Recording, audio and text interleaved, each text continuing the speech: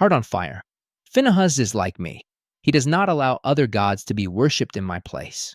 He has shown that he loves me. For that reason, today I make a special covenant with him and his descendants.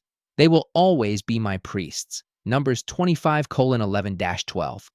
Moses and Phinehas were mourning the 24,000 people who had died, lamenting the scandalous combination of sexual sin and idolatry that the people of Israel had committed.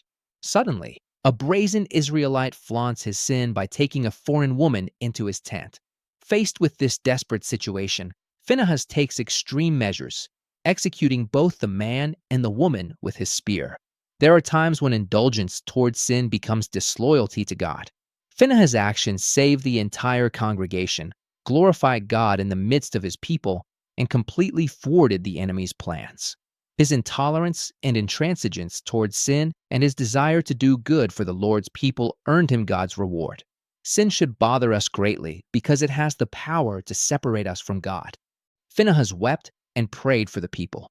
A person's passion and fervor for God and his cause are born out of intimacy with him.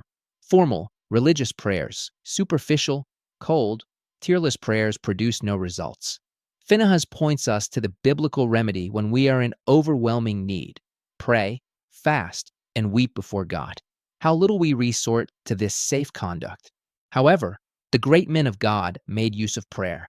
Every believer prays, but not every believer is devoted to prayer.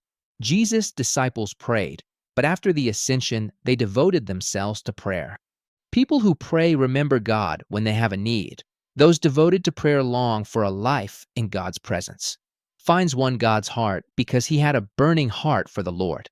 Where are those who want to live passionately for God? Where are those who pray the kind of prayers that win the Lord's heart? Prayers that spare nothing and come from a burning heart. Prayers that transform everything we know. We cannot afford to be lukewarm. May our hearts burn for his presence.